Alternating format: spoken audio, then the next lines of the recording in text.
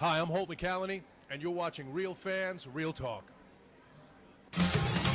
RealFansRealTalk.com, where Arthur Diamonds, Trip Young, and intern Tom for the white and black fans. Asia to Manhattan, I get all my facts from my bro Mark the Stats Man. If you're not tuned in, I recommend the CAT scan. And if your brain checks out, then you deserve a backhand. Sports, gossip, all the hot topics. RealFansRealTalk.com got it. They got the hottest bloggers. Is Jeremy Lin hurt? Well, log onto the site and you can hear it from them first. I'm talking about the latest. I'm talking about the greatest.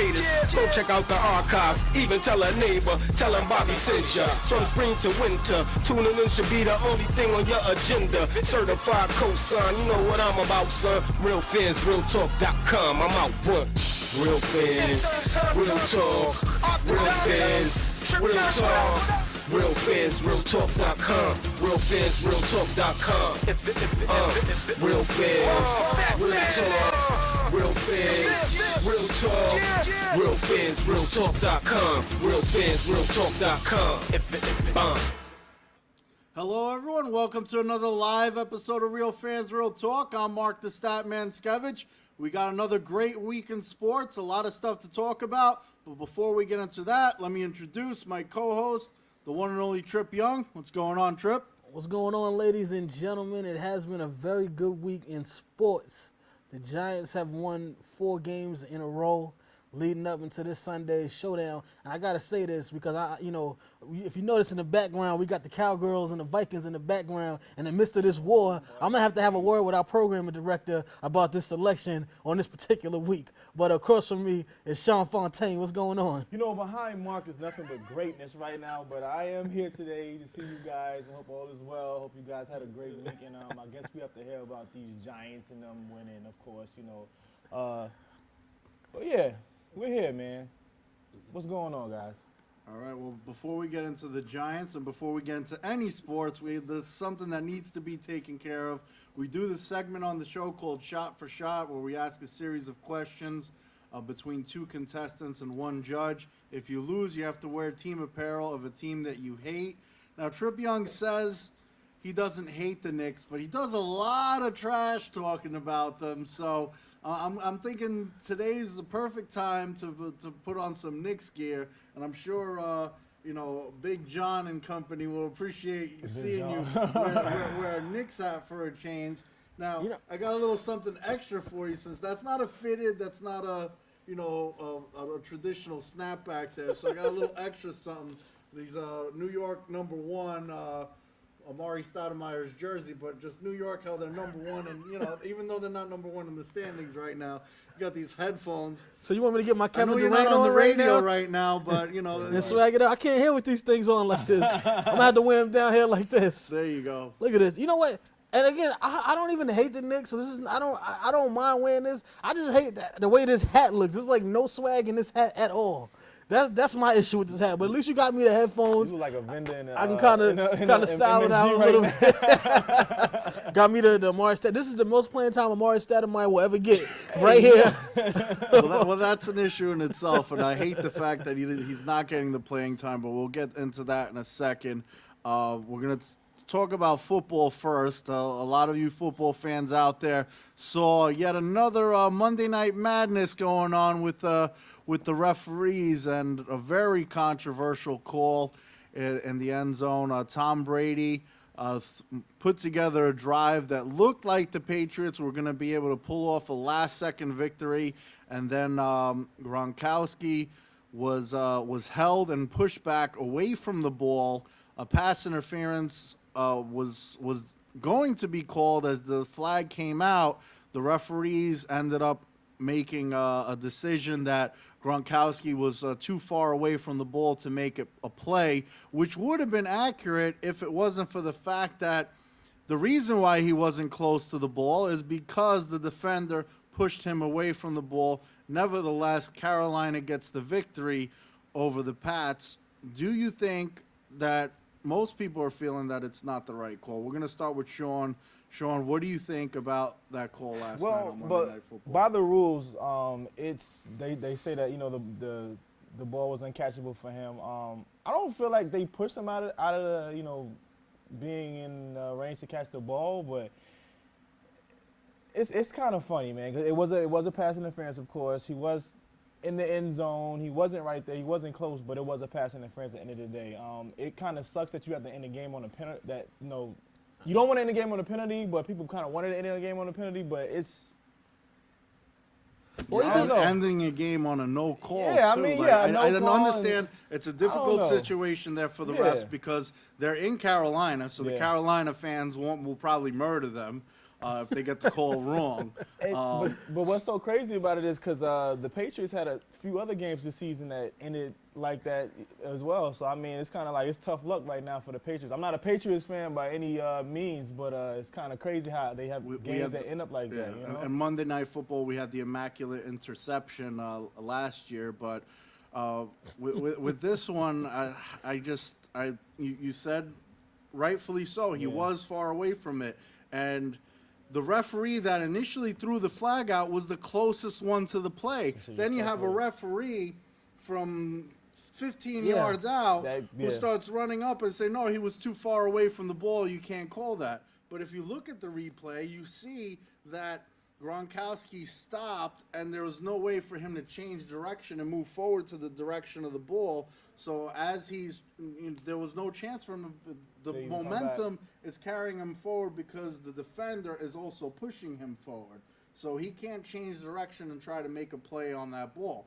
I don't think he would have been able to catch it. He was in bad position, but he would have been able to put his hands on it, or at least try to make a chance for it, because it ended up being intercepted. It could have been one of those situations where both the defender and Gronkowski get their hands on the ball if there was no pass interference. But Tripp, what's your take on Monday Night Madness? Yeah, it was crazy altogether. You know, it ruined what would have been a nice little drive for Tom Tuchel, because he did get down the field rather quickly. And, you know, I must have watched the play 20, 30 times. And even if you look at the way the line of the football coming down is exactly, it's where Gronkowski originally was, where the football comes down at, and he's grabbed, pushed, and taken all the way to the end of the end zone. And it's like, all right, like you said, the ref who is standing right in front of the play, who has the best view on what's going on, throws the flag down, and we get a no call, and then they just run out of the stadium like, you know, nothing happened, which is kind of crazy. Again, it sucks for the Patriots. If it was the Giants, we'd probably be more upset. If it was the Cowgirls, you'd be more upset, you know. But it's one of those things, like you said, with the immaculate reception. You know, last year, sometimes they get it wrong, you know, and this was one of those cases where, you know, they definitely got it wrong. Now, there's the other situation. If the play went on and there was a penalty, the Patriots would have had it on the 1 yard line, 0 seconds on the clock. So they would have had one other play, barring another defensive penalty, to put it in the end zone. Now, on the 1 yard line against a top-ranked defense like Carolina doesn't necessarily mean that Tom Brady's going to be able to get it in there. Yeah. So, but we would like to see it happen as fans of the game.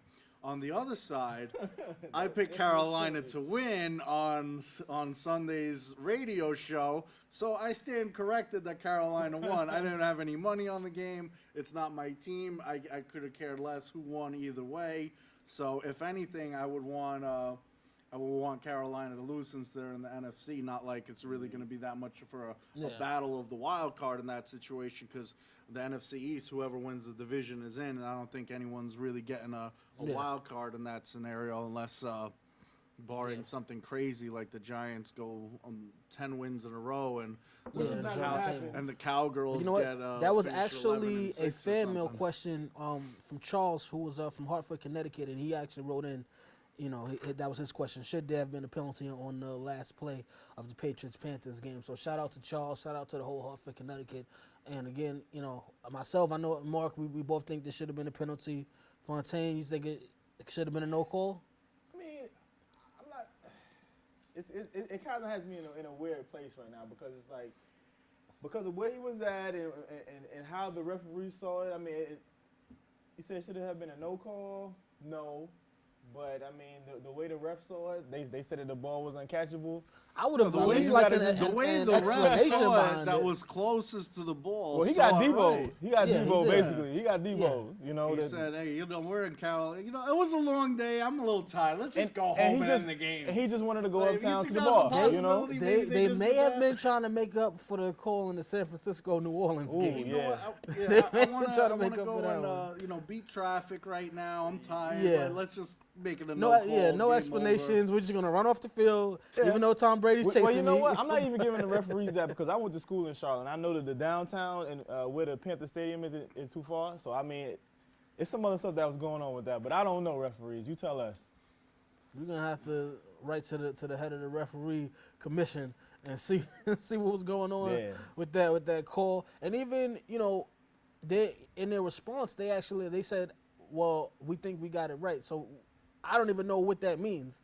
So you're not 100% sure that you got it right, And they're or sticking to their guns more or less. You know what I mean? Because it's like they made their call at this point. So it's like It's not clear cut, even though in most people's eyes it is, because it was clearly a pass interference. Their justification was he wasn't near the ball, but at the same time he wasn't near the ball because of the pass interference. Yeah. Like if there was no defender there, he could have made a play on the ball. So once again, shout out to Charles for the fan mail question. If you want to write to us, the fan mail questions are fanmail@realtalk.com. The radio show that I mentioned, which I was right on the Carolina pick for Monday Night Football, airs every Sunday, 7:30 p.m. Eastern Standard Time. We go over the first group of games of the afternoon games on the show in detail, as well as other sports out there, and we make our predictions for Sunday and Monday Night Football. Once again, every Sunday, 7:30 p.m. Eastern Standard Time. It airs on the Blog Talk Radio Network, as well as on the iTunes Store and on realtalk.com. So make sure you check that out every Sunday. You can get reminders of every time we go on the air, both for the radio show and this award-winning, critically acclaimed live TV show, Real Fans, Real Talk, by liking us on Facebook, facebook.com/Real Fans, Real Talk. We post reminders on there, as well as different funny memes and other sports pictures and blogs, so it's definitely worth clicking that like button. For individual contact information, our individual Twitter addresses, you could check out our website, realfansrealtalk.com, under the contact section of the page, and you could like us and follow us directly from our website as well. So, but we do air live every Tuesday, 5:30 p.m. Eastern Standard Time, and then we air again on BronxNet Television on 5 other occasions throughout the week. If you missed the first live broadcast, so check your local listings for that as well. Moving on, though, we touched on it a little bit. The Giants have won 4 in a row, and now they're going to get their second matchup against division rival, the Dallas Cowgirls.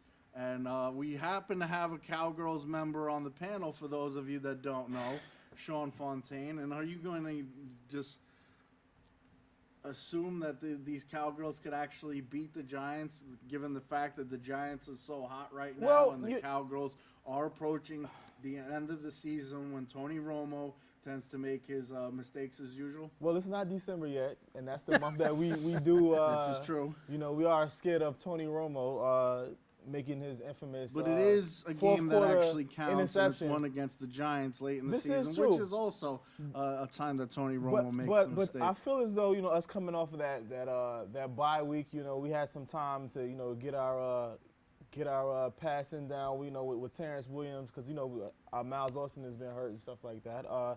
But that off week is definitely going to be a good thing for us. And I understand you guys are on a roll right now, but we're on a mission, okay?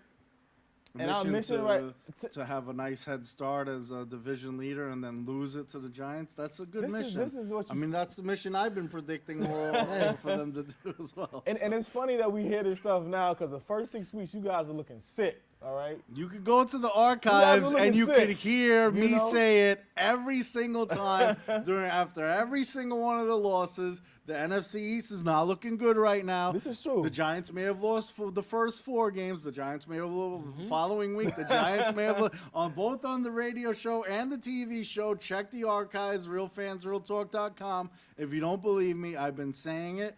The Giants are not out of it, despite the fact that Oddly enough, team in NFL history has made the playoffs after starting 0-5, and they're actually only the 3rd team in history so far to win 4 straight after losing the first 6. So they're going to be the first team to make the playoffs beating the after Raiders, losing the first 5, nothing to really and brag about. in this I case, mean, the first 6. Well, listen, we also beat the Eagles over that stretch. Right. Who are actually in first place and kind of took that from you guys after they kind of Well, the ran you guys Redskins, nobody off cares the about field. the Deadskins at all. They're pretty much out of the hunt anyway. If listen, if you look at things and the way they're shaping up, it's prime right now for the Giants to come in and win another game to win 5 in a row. You guys lost one of your best defensive players for a couple of weeks. Yeah. Which is going to be huge for you guys.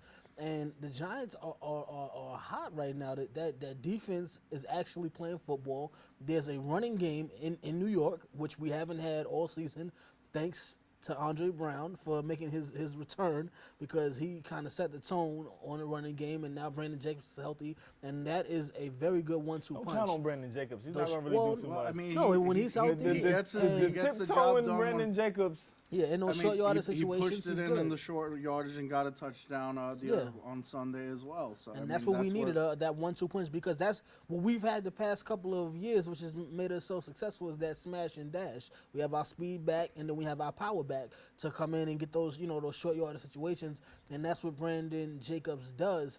And now everything is just starting to fall into place for the Giants, and we're gonna have a nice game this Sunday at 4:25 p.m. That we are. And we will be talking about it immediately after on the radio show at 7:30, because the game should be over by then. So we will be talking about that. Fontaine, you can feel free to call in to the we'll have radio some show and Kleenex join for you us. guys, because I think he's gonna be MIA all over Facebook, Twitter, and everything after the Cowgirls lose that. Yep. Oh, we're winning. He's not. that is it. Yeah. All right. Well, listen. Maybe in Madden, when you play it at home afterwards, that Yeah. when your team loses and you want to get that Exactly. revenge in the video game, like it should have went down. Maybe in that, but I don't know. I gave the Jets a break on the radio show, but they're just so Jets. unpredictable right now. They beat the Patriots, they get blown out by the Bengals. You just don't know what to expect with the Jets here, and a 37-14 blowout against Buffalo in Buffalo. What? Geno Smith, 3 interceptions. What can we expect from the Jets here? I mean, they're still in decent shape. They're 5-5, which is better than the Giants so far. For them, that's this year. great. That is great, but Yeah. can they end up pulling out a wild card out of that? No, No, not at all. they're not going to do it. See, the thing is with them, like you said, they're very finicky. They win 1 week. They beat these teams that they shouldn't beat, to come back and get spanked by the Buffalo Bills. Not to say the Buffalo Bills are any scrubs, because they beat teams here and there, whatever. But anyways, like I was saying, they are the Jets and they are finicky. So we don't know. And the division they play in, it's not assured. And 5-5 right now isn't promising for them to make. I'll tell you one thing. They beat the Saints too. Like, what is the? But that's what I'm saying. They beat these teams that you say that they're not going to beat. Now, an interesting stat about them: they're the first team in NFL history to not win or lose 2 games in a row throughout 10 games. They've been going win 1, lose 1. Oh, 8-8. I mean, that's pretty much what they've been doing all season. So, and they're 5-5 right now. So that doesn't look good, because 8-8 is not going to be good enough for a wild card spot in the AFC. Yeah, not in the AFC. But They don't play those games. maybe in if he's the in our AFC. division. But Sims was, came in and looked okay. Is Geno Smith the starting quarterback for the rest of the season? Yeah, I believe so. I think Jay-Z's gonna have to make a few phone calls and tell him, he signed the Rock Nation. I need him on the field every week. But no, I think when they're winning, everything is good, but it's just they can't seem to get 2 consecutive wins in a row. I don't understand it. I mean they're dealing with the injuries, but everybody is dealing with injuries. But they at least got San Antonio Holmes back now, who actually had a decent game this week. But I don't know. They just can't stay together and show some consistency. But from one season to the next, this is an improvement because last year they were pretty bad. Yeah, so, no, I mean, we're not expecting them to make a huge run into the playoffs, but from one season to the next, it is an improvement. That you can say about the Jets. Let's put it in another perspective. I said 8-8 wouldn't be good enough to make it to the playoffs in the AFC. Right now, if the playoffs were to start right now, the Jets would actually be in the playoffs. Yep. The wild card team would be the Chiefs because the Broncos beat them in their matchup, and they're both 9-1. Yeah. Other than that, they're 5-5. The Dolphins are 5-5. Everyone else is 4-6. So, I mean, it's possible theoretically. So, I mean, no one else is really standing out and being that dominant. The NFC, on the other hand, there's a few 6-4 teams battling it out for the wild card. So it's possible. I take it back. 8-8. If they do the win one lose one routine, win against a tough team, lose against an easy team. I don't get it, but that's the Jets for you. Yep, that's the Jets for you. Interesting matchup coming up, though. Huge matchup. Everyone loves to see it. Peyton Manning, Tom Brady. And not only that, two of the AFC's finest, as it usually is when it's Peyton Manning and Tom Brady, whether Peyton was with the Colts or with the Broncos. They faced each other 13 times so far between the playoffs and the regular season. Always exciting. Who do you got in that matchup? You know what? I'm not gonna pick just yet. I gotta wait until Friday to pick because I gotta see who's going to be playing, who's not going to be playing, because I know the Broncos won't have Wes Welker because he was diagnosed with a concussion, so he's definitely out. He has to take at least a game off, so I know he won't be there, And then, with the non-call, I know it's going to have everybody in New England pissed off, and they're going to want to go out and set the tone. So that I think it's definitely going to be a very interesting game. I don't know. I don't know which way it's going to go. This is a game that I can't pick it just yet. All right, well, Tom Brady has won 9 of those 13 matchups in the past, but Peyton Manning has thrown for more yards and more touchdowns in those games, but it's all really about the W in that situation.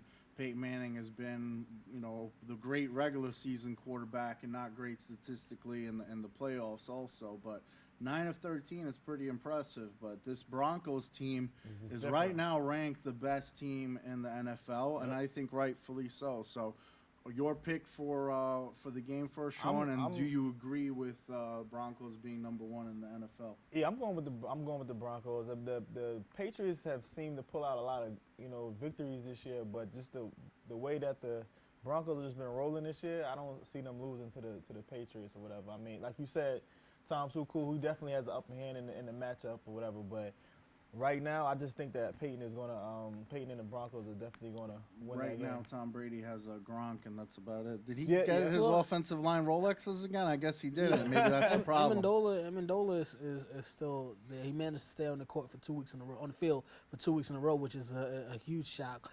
But he has some receivers, and that secondary in Denver has been known to give up some yardage, to good quarterback receiver tandems, as we saw with the Dallas game, where we saw the game that Tony Romo had against the Broncos. So you don't want to let it be a shootout like that coming down to the wire, because you may have a situation where you can get yourself out coached by Belichick, who is one of the great minds in football. So I think also had some defensive injuries against Carolina, which I'm not sure the status of right now, how it's going to be for the following week. But that obviously affected them in the Carolina matchup too. But Aqib Talib, he was hurt. He was bouncing in and out of the game, and he's probably their best cornerback who they just got back. I think he will be ready as of now. He will be playing on Sunday's game. But I think for the Broncos, the key is going to be that defense, because if they allow Tom Brady to be Tom Tuchel, they're going to find themselves in a world of trouble. And then, the offensive line, which was very impressive against, one of the best pass rushing teams, one of the best defenses. Peyton had 40 snapbacks, and he was not touched. Not one time throughout the game. They did not get to Peyton. That is crazy. If they play like that, teams are going to have problems. I don't care what defense you throw at them, but they're going to have problems with Peyton and those receivers because he has a lot.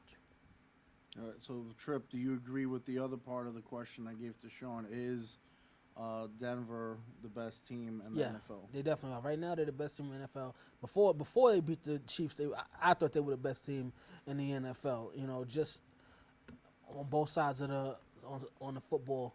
The offense though is so much better than everyone else. I didn't think that the Chiefs would start them. So. Well, the Cowgirls did have a moral victory against them this year. Let's not forget about that. I don't want to hear about that Jerry Jones victory, all right? All right. That bailout victory, but. Well, their winning streak, the Chiefs, was snapped. As expected in the home game, maybe when it goes back to Kansas City could win one, but I don't think so. I think that Kansas City is a little overrated. I felt that the Colts were a little overrated, and now they significantly dropped in the rankings. Second best ranked team is the Seattle Seahawks, but no more undefeated teams in the NFL as Kansas City is no longer undefeated, and no undefeated teams in the NBA as the Pacers streak ended by the Bulls. What do you think as far as the Pacers right now? Are they the second best team in the East right now? I mean, I know talking Heat fans doesn't matter what the record is, doesn't matter anything. Heat are the best, I know, but are they the second best team in the East? I mean, that's just not Heat fan. That's just Miami is the best team in the NBA until somebody can stop them, and we know it won't be anybody from New York. But in any event, even though it's Knicks now on your hat, and number one on those headphones. The one is for me actually because I'm number one. Trip Young is number one, so that's why I had to put the New York number one. Yeah, I'm from New York, so I told them I had made a phone call and they had set something up to put number one New York for the number one. These phone calls, forced you to wear that because you lost. Yeah, well, they knew I wouldn't wear the hat without the headphones for me to style it up a little bit. So now, sponsor type of thing. Yeah, now that I got that going, everything is copacetic now. But no, I think the Pacers are definitely the second best team in Eastern Conference. They have a very deep bench, with Scola and those guys, and if Danny Granger can actually stay healthy and they can kind of build the chemistry, because they really don't have that chemistry now that Paul George has emerged as the best player on the team. So they kind of have to now reacclimate Danny Granger into the system. But I do think they are the second best team in the Eastern Conference. They got stopped by the Bulls, who are kind of hot right now, in spite of Derrick Rose's kind of slow return. I don't know when he's going to get there. I know, a couple of weeks ago we actually had an over-under question on the radio show where it was 5 games if he was going to reach that 25-point plateau, and he has not hit 25 points yet in the season. So I don't know. When you look at, how Westbrook has come back and he's kind of just jumping out the gym immediately. I know it was a different injury, but Shumpert, he's come back. He's playing well. Shorter time frame as well. But he, I'm starting to get a little bit worried. I'm gonna give him to the All-Star break and see how he is by then. But I don't know with Derrick Rose. I expected a lot better. Well, when he was healthy, you also had him almost playing a different role. The team has adjusted to not having him there, and then now he's thrown in there, and he's not doing. I don't think he's taking as many shots as he was in the past. His percentage is down, though. His percentage is down, but and that was supposed to be the one thing where everybody was saying, "Oh, well, he's been out and he's been working on his jump shot. His jump shot has improved. His three and all of this." Usually they say it's 5 to 10 days to get rid of the rust and get back. It's over 10 games right now, but that's what I'm gonna give him to the All-Star break. I don't want to he's still rush trying to the get judge. himself right. Yeah. When we get to the All-Star break, because that's when we're gonna know about a lot of these teams in the NBA, who's real and who's not, to quote the Jadakiss song.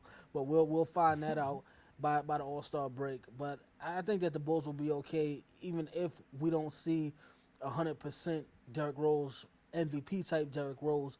However, come playoff time, if they don't have that MVP type Derrick Rose, they will not go far in the playoffs. And, I was saying before the Knicks as far as finishing high up there, and I've faced facts on the radio show has debated it with me. You guys have debated it with me. But the reality is, they're going to most likely be a division winner and get the third seed just because the Atlantic Division isn't really that competitive unless Brooklyn gets it together and finds some type of chemistry. They're only a half a game behind right now with a 3-6 record because Philadelphia played more games than them. Mm-hmm. So, and the Knicks are looking to make some moves. I'm not sure whether I approve the moves, but they're looking to get Rondo. They were talking about Rondo for quite some time, and it seems like New York is just taking every Celtic that they could get pretty much. Well, they tried to give Kenneth Faried, but the Nuggets shut that one down, which I liked. I did like him because I think he's a high-energy player. He's a good rebounder. But I don't know if I would want to give up Shumpert for Faried. Yeah, I mean Shumpert is that defender that you could put on, most of the speedy guys out there in the league, which you definitely need when you're playing. Even if you want to put him on LeBron James or something, not like you can hold LeBron James. Let's not go there or anything. You don't need to go and blow that up. No, not at all. But you know what I mean. He's the best defender that they have. And he's one of the best perimeter defenders in the league. Yeah. So I don't have a problem now if they were to trade him to the Celtics and some kind of deal that would bring Rondo over. Then I'm all for it. But here's the thing. If they do that, the Celtics are willing to take Stoudemire, which gets rid of that contract, but then they get a longer bad contract with Wallace, who's unproductive, and that's going to affect things because you got Stoudemire for another year and a half, and then the following season is when they pretty much could pick and choose and have so much free cap room, which is part of the bargaining chip with Carmelo Anthony. Now with Wallace, you're adding another year to that where it's going to limit things because you have Kyrie Irving and Kevin Love going to be free agents over the course of the next 2 years. And, they both indicated interest in the Knicks. So Rondo, there's no arguing Rondo could make them a championship contender. Putting him with Carmelo Anthony, J.R. Smith, all the other pieces that they have. Maybe they can get a third team involved to absorb that Gerald Wallace contract. Yeah, we would have to. That is a crazy contract, and the amount of time that he has left on that deal would be a problem. The Knicks would kind of be in the same situation they are right now. They would just have Rondo. Yeah, they would have Rondo, and we don't know what Rondo's capable of because we see now with Derrick Rose, he's not the same MVP Derrick Rose. We don't know if Rondo's going to come back same torn ACL, so we don't know how productive Rondo will be. We don't even know if he'll come back this season. He might pull a Derrick Rose and say, I don't want to come back right now or something. With Rondo, though, I think the transition will be a little easier because the style of play that each of these point guards have. Derrick Rose is a scoring point guard. First. With Rondo, he's a facilitator. So even if he comes back and he's only scoring 12 a game. He was only averaging 12 a game before, so it doesn't have too much of a negative toll. But he'll still be able to dish those passes. He'll still give you 10, 11 assists a game. He can rebound for you as well. He plays great defense. So he could penetrate. Yeah, exactly. And dish out to find these guys. Don't have to worry about all of the checks on the Knicks because you guys do have a lot of checks. We live and die by the three, but with somebody that could go in and exactly. You got a rebounding guard. That's definitely a plus. Maybe for them, if they get if they pull Chris Smith back up on the team. I think JR like that. Yeah, JR might like that. And they could use JR Chris wants Smith. someone to hang out with. Yeah, after the exactly. game and you need somebody to sip champagne and, with. You go to Rihanna, a little fun, a little party time. Exactly. But what are you gonna do?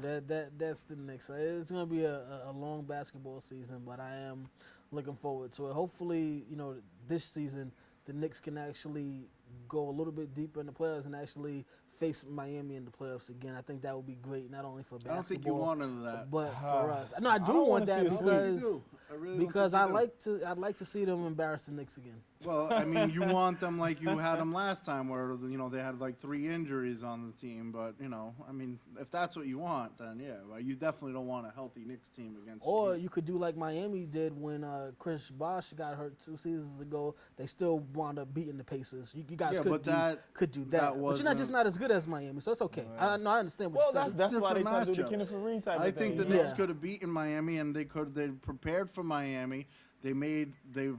That's mainly who they prepared for. They won 3 out of the 4 games in the regular season. They built everything up to face Miami, and they didn't prepare for the Pacers. Man. They couldn't match up size against the Pacers, and they don't have size now. So if they go up against the Pacers now this year in the playoffs, they won't end up. You get the Ric Flair. Woo! But see, that's the problem for a lot of teams in the East, because the Pacers do have the size, and a lot of teams can't match them or whatever. So that's why they are like a strong second seed in the East, so it's crazy. It's definitely going to be something to see as the season goes on. Yep, it will be.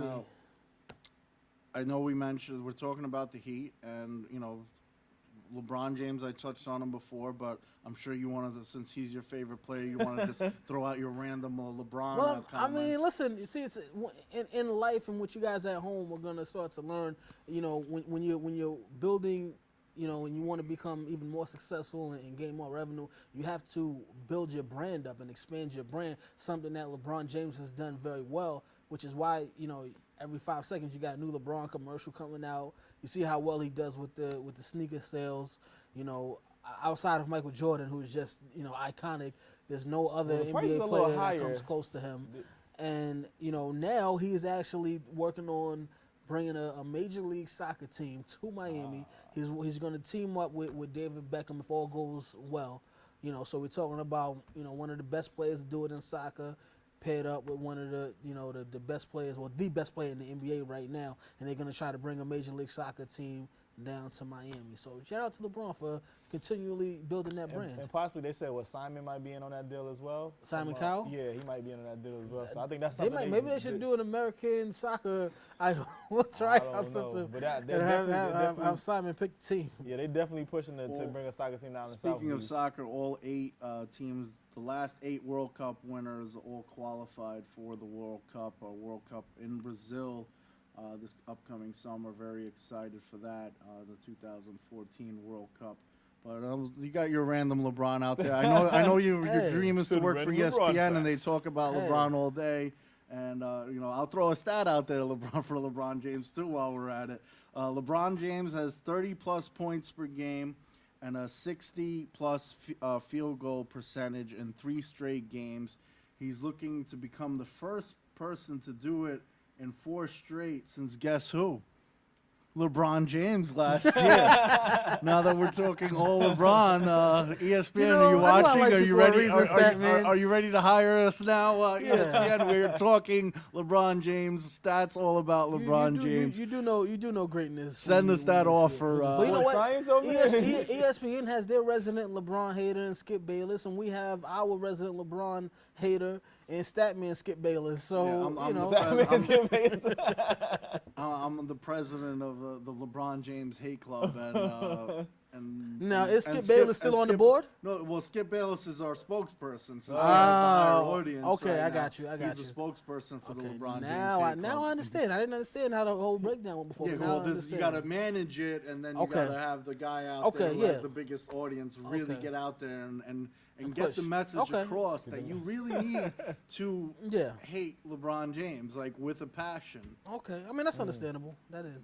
He's not only a hater, but he's the president of the club. Yeah. Exactly. It happens. What are you gonna do? With that being said, I do enjoy a Miami Heat fan wearing New York gear, but see. You could keep it on if you like.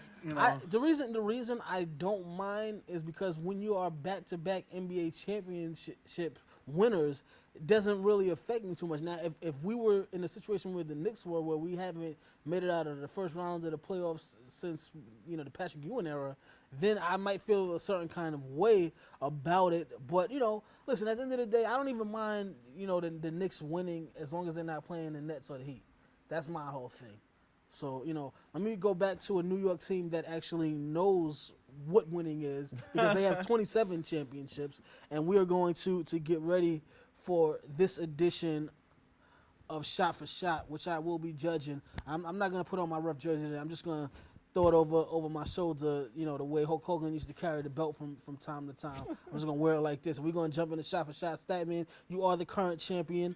Sean Fontaine. No surprise there. You are you are the challenger.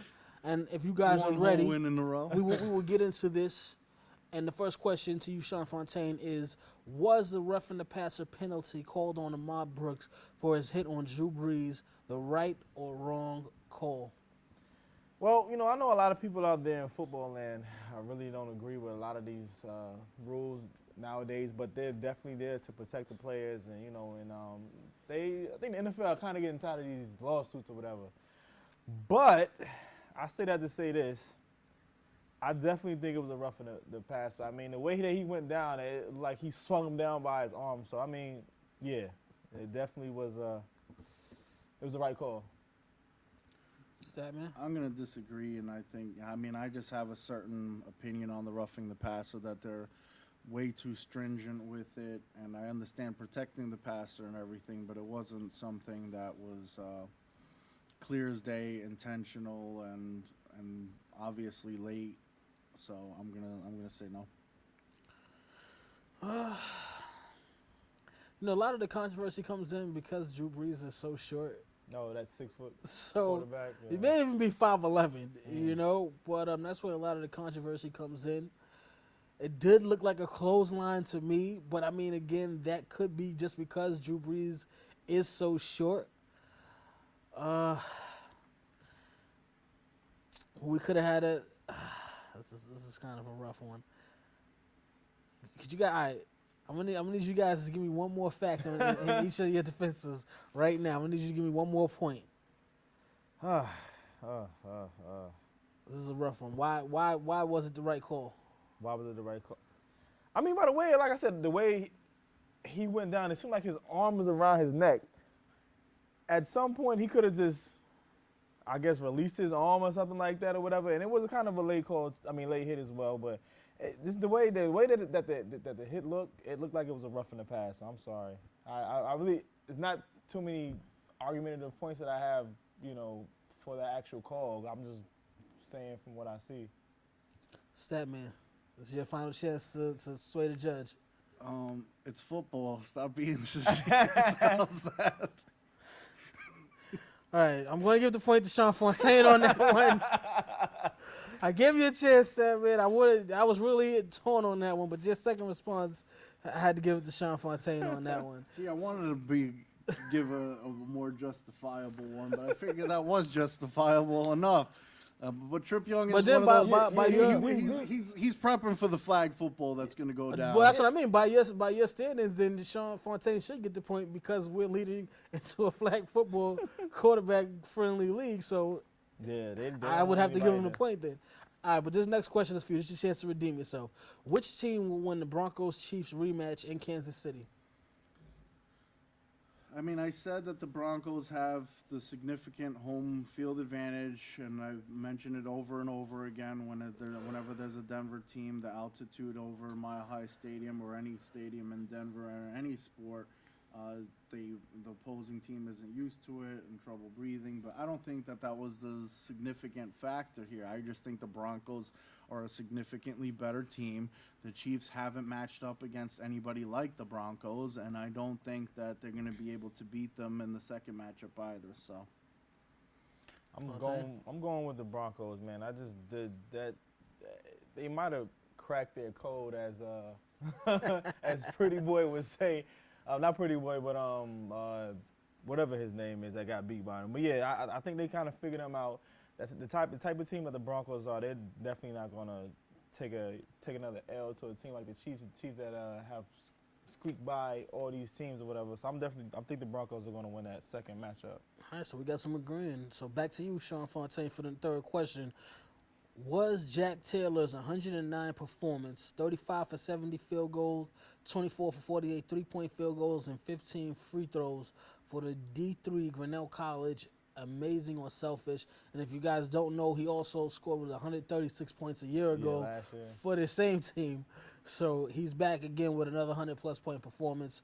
What do you think? Selfish or amazing? I don't think it's selfish. I mean, the young guy's trying to live. This is Division III basketball. He's not getting too much shine. The team wasn't that bad last year. They actually went, 17-6, and they're 2-0 at this point or whatever. I mean, he's just, he's out there, and he actually had a better field goal percentage this time around versus last year or whatever.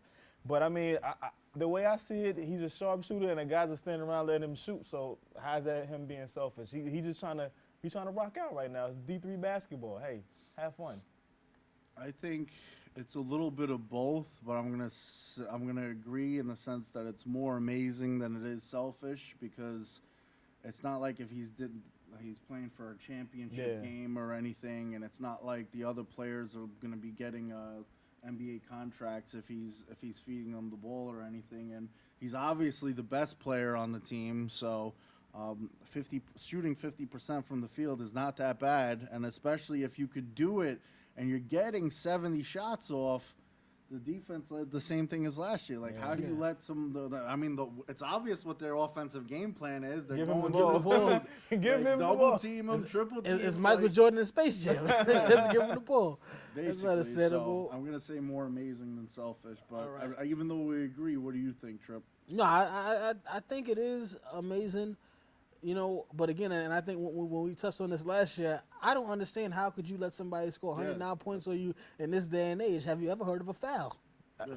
I mean, 15 free throws. Hey, no, I'm talking about one of them hard fouls where he's gonna think 3 and 4 times about shooting again. Those Bill Lambert fouls. Yeah, back in the exactly. day. Bad boy Piston days, that kind of fouling. We had real enforcers in the league. So, but we got another tie on that one. So we go on to question number 4. And this is back to you, Statman. Is the Buccaneers' 2-game winning streak a fluke? I'm gonna say no, because if they beat the Patriots and then the Saints or something, I'd say it's a fluke. But they're playing Atlanta. They just beat Atlanta, who's been struggling. Last week they had Miami coming off of all the drama going on there. Losing their 2 offensive linemen and the soap opera that went on with that, so I'm gonna say it's not a fluke, just because of the situation of the teams that they were playing. Damn it, man! I'm about to agree with you. Yeah, the Miami. I wish he went first. He probably would have said yes. No, I'm serious. Miami and Atlanta haven't really played any strong football this year. Well, Miami's 5-5. Now. Yeah. But they're in 4th place in the AFC. But that can go any way. But the way that the Buccaneers, I don't know. They you know what? You said no. I'm gonna say yes. It was a fluke. Yes. I just those 2 teams that they beat. True indeed. Miami was 5-5. Atlanta is not that good of a team this year. But who's to say that it couldn't go the other way? So I'm gonna say yes. It was a fluke. Atlanta now has the same record as Tampa Bay, and I already explained the situation with Miami. That was because of I'm gonna just be linemen, different. No, I'm glad you disagreed. But you know what?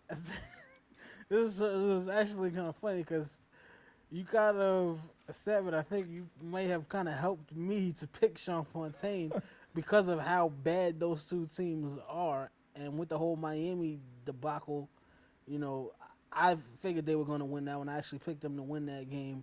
And the way Atlanta has struggled this season, you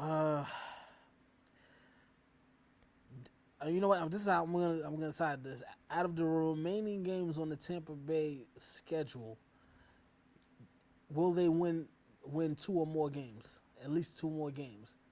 Do you guys think that they win at least 2 more games? I'm saying no. We disagree. I said they'll win 1 more game if that, but I'm not saying. So then I gotta give the point to Sean. If neither one of y'all think they can win more, then I guess. So you're saying it is a fluke? No, I'm sorry. I have to give the point to Statman. Oh, okay. Then I would say it is a fluke. Then I'm sorry. So we are tied up right now. We going to this last question. Will Andre Johnson finish his career with the Texans? Fontaine, it's on you. Andre Johnson is very frustrated with the situation that his team is in right now. Last year around this time, they were, playoff contenders, and right now they seem to be stinking it up in the NFL.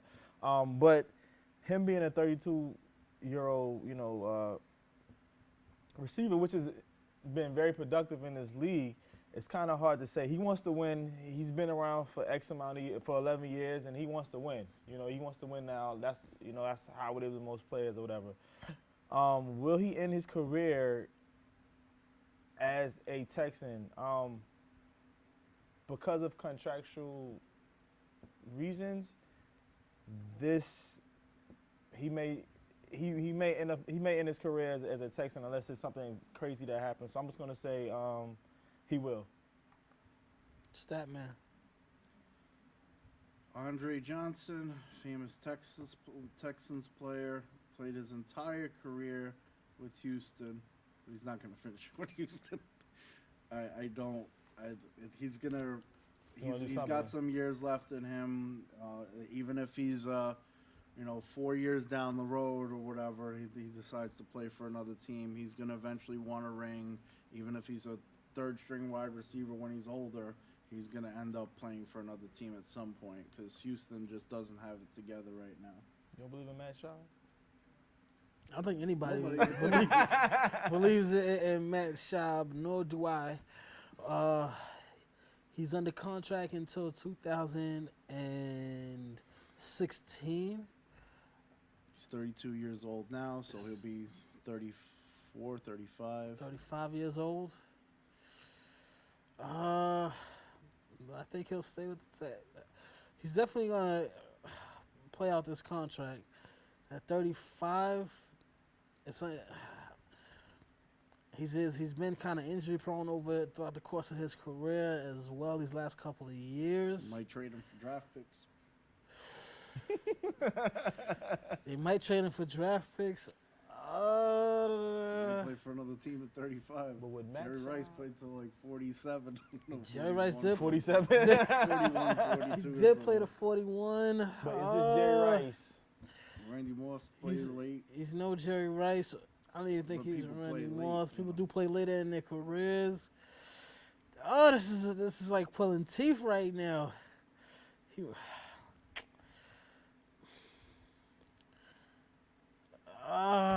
Goodness. I'm going to have to flip the coin on this one. I'm going to have to flip the coin on this one. Because I think it could go either way. I think he might go, he might stay. I know the Texans will want him to The Texans would definitely want him to stay. So the question is, would he re-sign with the Texans? Will another team give him enough money to pull him away when that contract is up? He'll be 35. He's going to be 35 and injury prone. He'll be a third option, fourth option, and try to get a ring. Well, he'd be a fourth option on any team that he went to. At an older age. At that age. Right now, I got to give the point to Statman on this one. He's just upset with the Texans, and I don't think that he's gonna re-sign with them after this contract is up. Even though he'll be old, but I think that he's gonna try to go someplace else, especially if they don't have a good quarterback, somebody that can actually throw him the football, and if things go the way they did this season. So I got to give the point to Statman on this one. And I just did what the Jets couldn't do, win 2 in a row. 2 weeks in a row this season. Mark the Statman Skevich with the victory. That you did, Statman. That you did. And with that being said, you are the winner. As you guys see on the screen, we're going to jump into a little segment that we like to call This Day in Sports History, but we're actually going to go beyond sports. We're going to go a little bit back into history, because on this very day, former President Abraham Lincoln, my man with the top hat. Not the vampire hunter. No, not the vampire hunter, Abraham Lincoln. Isn't that the same person? No, that's not. That's a different guy. That's his bionic twin, who was the vampire hunter. We're talking about the actual president gave the Gettysburg Address on this very Wasn't day that his side job? in history. Well, okay. That was his bionic twin brother, who was the vampire hunter. He Abraham- killed Walker's Abraham- also, With the right? same name? Abraham Lincoln was the president. They at that time they didn't give different names for twins. If you were a twin, they had to give you the same name. That was the rules. So They said he was president. He But, killed Did you go back in the No. time capsule and find that out? or yeah, something like I that? did. I did my research on it, and that was the rules back then. If you were a twin, you had to have the same name as your twin. So it was 1 and 2. Yeah, exactly. So it was Abraham Okay. Lincoln 1 and Abraham Lincoln 2. The 2 is actually 2H for Hunter. So Abraham Lincoln 2H okay. Hunter. They had the vampire because he hunted vampires, and that's how that whole thing matriculated at that time. But in any event, Our fourscore sports and 7 information years- is actually accurate, ladies and gentlemen. Don't. The other things non-sports related is a different story. But shout out to Abraham Lincoln. He was, one of the great presidents of our great American pastime. And again, 7 years ago, most of you guys know that's how that great speech led off. One of the most Wasn't famous. it more than 7 years ago? Famous speeches. It was I'm four. gonna- He was kind of tall. You think he'd have Well, been a good Statman, you basketball were player? around for that time, wow. so you should Yeah, I know. but they didn't have video cameras then. Oh, okay, And well, I was trying to. I Yeah. was thinking back to that day, and I was like, I wish they had video cameras so I could have put the footage out for you guys. Yeah, I Old man understand Statman, that. I should Well, have invented it. 'cause we found you in the time I capsule did- anyway. That's why. I did That's how we say, got you you know, back. they should have something Yeah. that records things so you can put it in like TV, everything. But you know what? If you come up with the idea, you just got to put it into play. And back Hey. then, Exactly. the Hey, Gettysburg Address was what motivated me for the idea of television and then the video camera. I The got Gettysburg you. I got you. Well, listen. With that Old that man was Stat, that man. was this day. I do want to quickly couple of quick notes.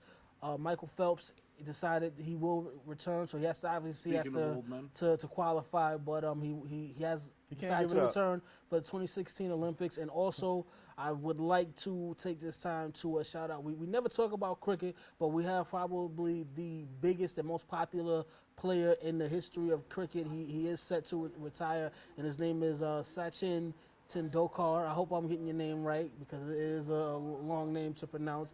But he is noted as being the best batsman of all time in the sport of cricket.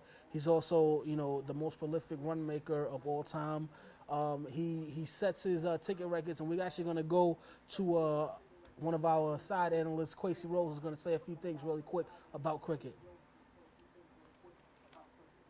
If we can get him up on the What's up, screen man? now. If we can get those vocals going, ladies and Can you gentlemen. hear me? We are Can you hear me? Can you we hear are me? going to be doing that as soon as we can get his microphone working. But in When I think of cricket, I think of Casey Jones. yes. Can you hear me? What's up? Can you guys hear me on Real Fans Real Talk? What's going on, Quasey? We got you. Everything's good, man. So Quasey, tell the people out there. Yeah, a so little my bit man about cricket. Sachin Tendulkar played his last game in 24 years.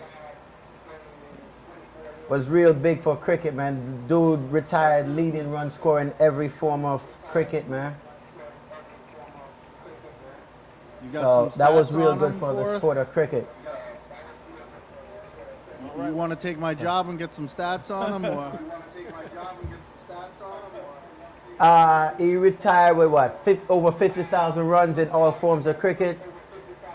100 centuries. He played the most test match of all time, which is 200, So he's basically the Wayne Gretzky. which they say will never be broken. The Wayne Gretzky of cricket, then. Records that will never be broken, most likely. Is that a fair analogy? Wayne Gretzky Yep. of cricket? All right. Yeah, the Wayne Gretzky, the Michael Jordan of cricket. Well, thank you, Quasey, for coming on, giving us a couple of minutes talking about cricket. We appreciate it. And one more fact. No problem, man. About Sachin, he has the record for most tickets sold. He's the biggest draw in sports, which actually breaks Jay-Z's record of selling out the Garden in a day. So you guys might want to do a little research on this man. Hey man, we cover all the sports here on Real Fizz, Real Talk. So shout out to him and shout out to all the cricket lovers around the world. All right, shout out to NCAA, the top 5. Oh yes, NCAA? We're running a little out of we can time, I can give it to actually. him really quick. I'm gonna just do. Obviously, Roll Tide is number 1. Florida State is number 2. Ohio State is 3. Baylor is 4. and Oregon managed to slide back into the top 5. All right, with that being said, make sure you visit our website, realfansrealtalk.com, for all our information, upcoming episodes, both on our radio show and our live TV show. Make sure you check it out. For Trip Young and Sean Fontaine, I'm Mark the Statman Skevich. Thank you all for joining us, and we'll see you next time. Happy birthday, Janiyah. Just turned 5 today, my little niece. Happy birthday. Told her I was going to shout out on the air. Play So right here. had to The do whole it. season, 44 seconds to go. 4th down, 17 yards to go for the first down. We have a change at center now. Kyle Davis has come in, a rookie from Oklahoma. Fitzgerald is out of there. 4th down, 17. The audio's still rolling.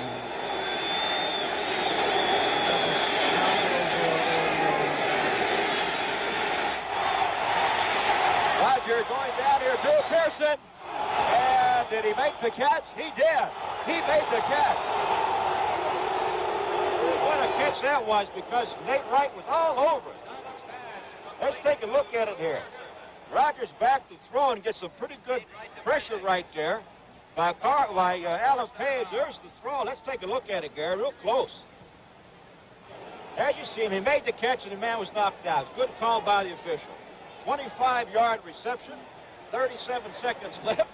1st and 10, and they have to score 7 points. There was no tomorrow on that play. It was 4th and 17, and he was able to convert it. Now at the midfield stripe. Here's the story. 37 seconds left. The Cowboys trail 14-10.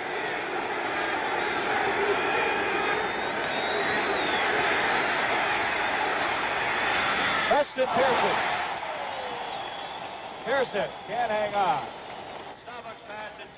Take a look at it, see if Preston Pearson doesn't slip over on that left-hand side. There's Roger looking around, finally looking for Preston Pearson. Yep, you can't tell whether he slipped or not, but it's got a little bit late. There's another shot of it right here. Let's see what happens. Pearson just kind of sneaks out to the left side. There's the delivery. Ball was just a little bit too far in front of him. So now we go to a 2nd and 10. 32 seconds left.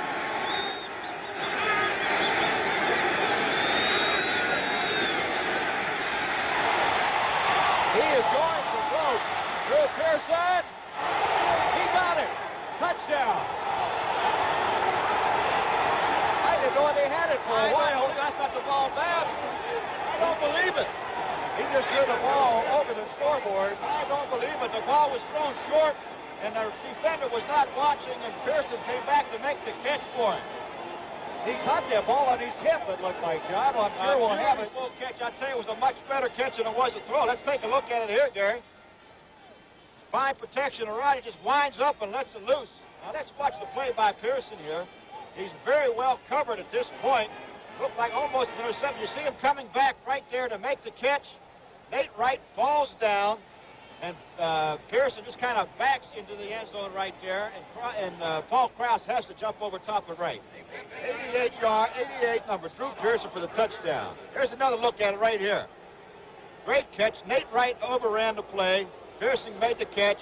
In for the touchdown. Boy, what a play that was. What a ball game, huh? Now 16-14, a point after 10. Tony Fritsch. Now we've got a penalty coming up against the Minnesota Vikings here.